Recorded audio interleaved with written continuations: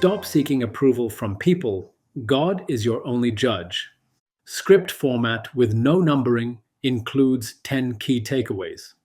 We are raised in a world where approval is worn like a badge. From childhood, we learn quickly that if we do what pleases others, we get love, we get applause, we get accepted. So we adapt, we bend, we perform until slowly and quietly we disappear.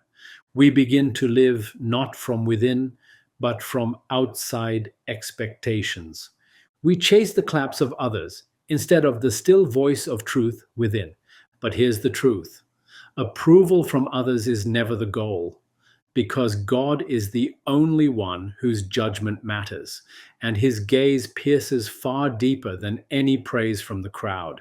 There's an old tale from the East. A man and his son were walking to town with their donkey. First, the man rode the donkey and the boy walked. People whispered, "How cruel, making the child walk."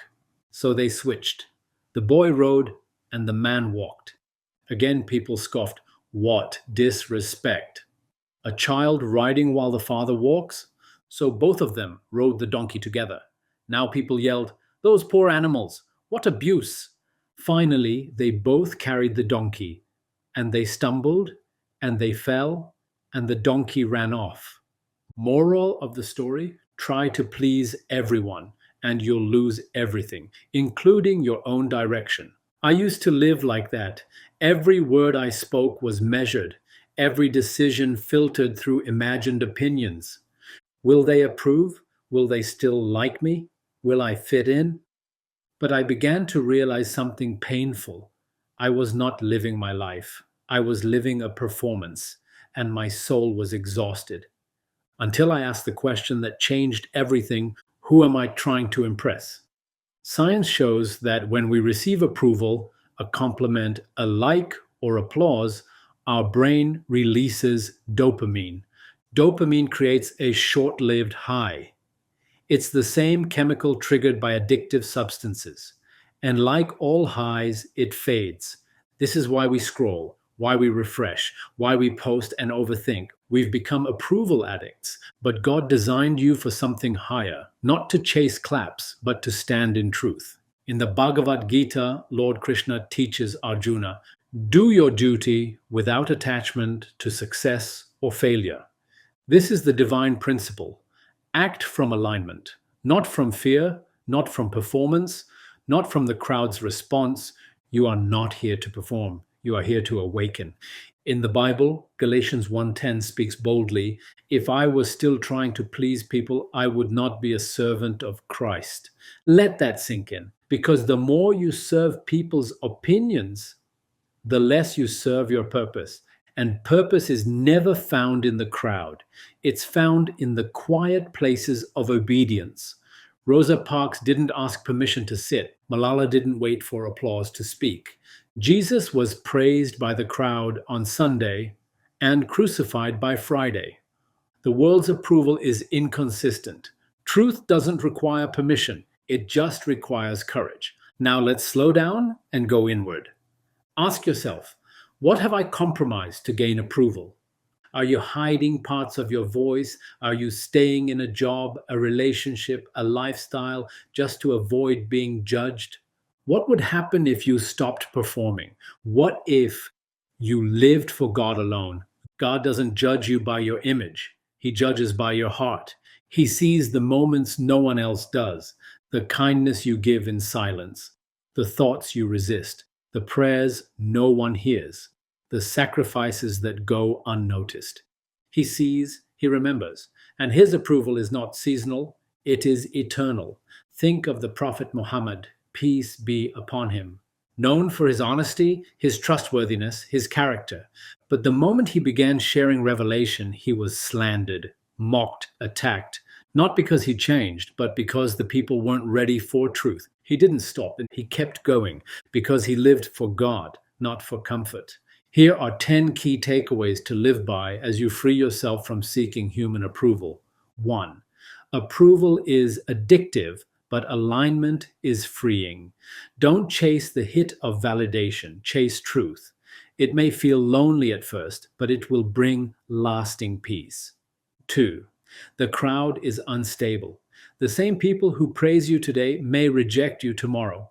Don't build your self worth on such a weak foundation. 3. Truth doesn't beg for applause.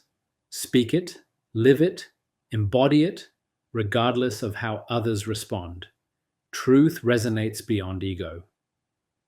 4. Authenticity attracts the right people. When you're no longer faking it, you'll begin to attract souls who honor your truth, not your mask. 5.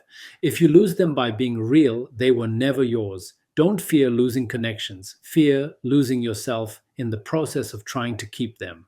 6. The greatest messengers were rejected. Jesus, Muhammad, Buddha, Gandhi. They all faced resistance. That didn't stop their mission. It proved its power. 7. What God thinks of you matters more than what anyone else says about you. He sees the full story. People only see a moment. 8. Your peace comes from alignment, not applause. When your soul is in harmony with God, you'll sleep well even if the world misunderstands you. 9. Stop performing, start praying. You don't need to rehearse your life. You need to remember who you are and who you belong to. 10th, let your approval come from above, because once you taste divine validation, you'll never beg for human approval again. There's a beautiful moment in the Bible where Jesus says, when you pray, go into your room, close the door, and pray to your Father who is unseen.